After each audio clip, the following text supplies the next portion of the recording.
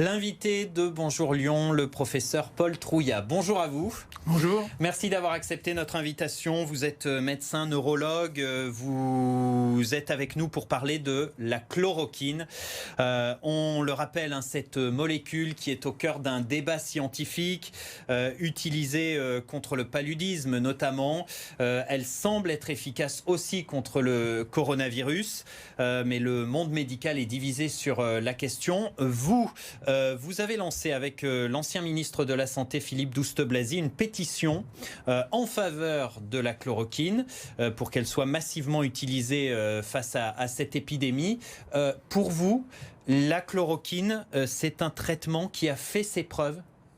Oui, tout à fait. On a d'abord une étude en Chine qui est une étude avec un groupe témoin sur 62 malades qui montre un effet spectaculaire sur les lésions pulmonaires. Et puis, on a la grande étude maintenant de 1061 cas du professeur Raoult à Marseille, qui est extrêmement instructive, contrairement à ce qu'on dit. Donc, cette étude, depuis son début, montre de l'efficacité. C'est une étude d'efficacité. Pour les téléspectateurs, il faut savoir que ce type d'étude, c'est une étude observationnelle qui est nécessaire avant d'engager de grosses études. Et cette étude observationnelle est très positive. Quel résultat, quel taux de guérison justement pour ces études menées avec la chloroquine? Quels résultats ont été obtenus? Eh bien, écoutez, en Chine, dans l'étude de M. Chen, on a obtenu une régression remarquable des lésions pulmonaires significatives et une suppression des aggravations. Donc on a sauvé des vies? On a sauvé des vies, certainement, des aggravations et nécessairement des vies. Bon, l'étude observationnelle du professeur Raoult montre avant tout un résultat virologique remarquable, c'est-à-dire que la charge virale disparaît en 10 jours alors qu'on sait que normalement elle dure 20 jours. On le sait d'après une étude qui a été faite en mars, et on sait que la charge virale dure 20 jours. Donc c'est un traitement miracle, la chloroquine? Mais on ne peut pas parler de miracle, il faut garder raison. On est dans la science, on est dans une étude d'efficacité, on note une efficacité significative par rapport à ce qu'on connaît sur l'histoire naturelle. Donc pour vous, on a assez de recul, assez de retour d'expérience pour l'utiliser massivement? Oui, j'utiliserai le mot de la Food and Drug Administration, c'est-à-dire de l'Agence du médicament américaine. On a une évidence raisonnable. Alors l'évidence absolue, on l'a avec les grandes études en double aveugle, mais ce sont des études qui prennent du temps. Nous avons 15 000 morts. N'est-ce pas? Nous n'avons pas le temps d'attendre. Et c'est le message de M. Douste-Blazy, c'est qu'il y a urgence absolue. Je veux dire aussi que les médecins français sont démobilisés. On leur interdit l'utilisation de cette drogue active par les décrets du 23 et du 26 mars.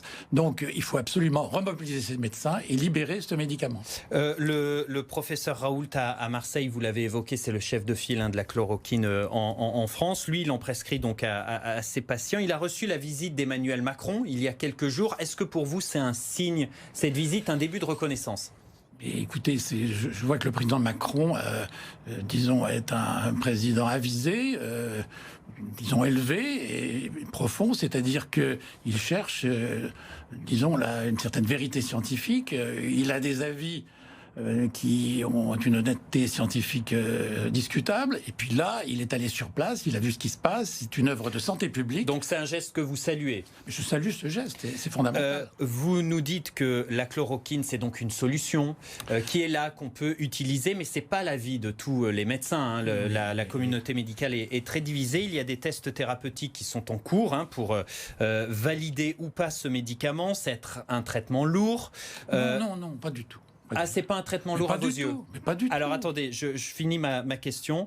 Il y a quand même des études menées dans plusieurs pays, avec par exemple en Suède, la Suède qui n'est pas n'importe quel pays, où les études ont été stoppées à cause des effets secondaires graves sur le cœur et les effets cardiaques. Ce n'est pas vrai. Qu'est-ce que vous répondez à ça? Ce n'est pas vrai. J'ai regardé le cas suédois. C'est un malade qui a eu de la nivaquine intraveineuse à des doses excessives et il a été reconnu que ce malade a été maltraité. Et donc les Suédois ont fait n'importe quoi, c'est ce que vous répondez? Non, je dis que ce médecin est fautif et qu'il a fait une grave faute médicale.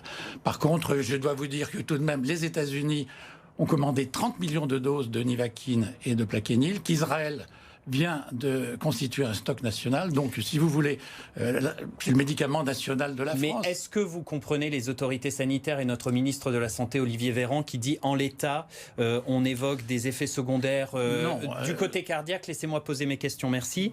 On évoque des effets secondaires cardiaques importants. On ne peut pas prendre le risque. Il y a un principe de précaution qui s'impose et que pour l'instant, on n'en sait pas assez et donc difficile d'utiliser à grande échelle. C'est l'inverse. Il n'y a aucun accident cardiaque sur les 1061 malades de Marseille. Par conséquent, le bénéfice-risque, enfin le rapport bénéfice-risque était extrêmement favorable.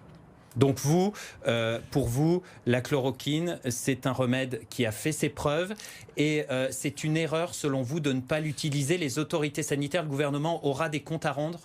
Je pense que, disons qu'une erreur, dans une situation aussi dramatique que la France, disons, les erreurs d'aujourd'hui peuvent être les morts de demain. Il faut être prudent. Je pense qu'il faut faire confiance au peuple français, qui est un peuple qui est globalement intelligent, qui se rend compte qu'il y a là un traitement. Et puis, il faut faire confiance surtout aux praticiens qui sont démobilisés, qui veulent ce traitement, qui ont fait une pétition et qui ont assez de renvoyer les malades. 500 000 signataires pour votre pétition ? 500 000 pour la nôtre, mais il y a une pétition de praticiens parce qu'ils ont assez de renvoyer les malades avec du Doliprane chez eux.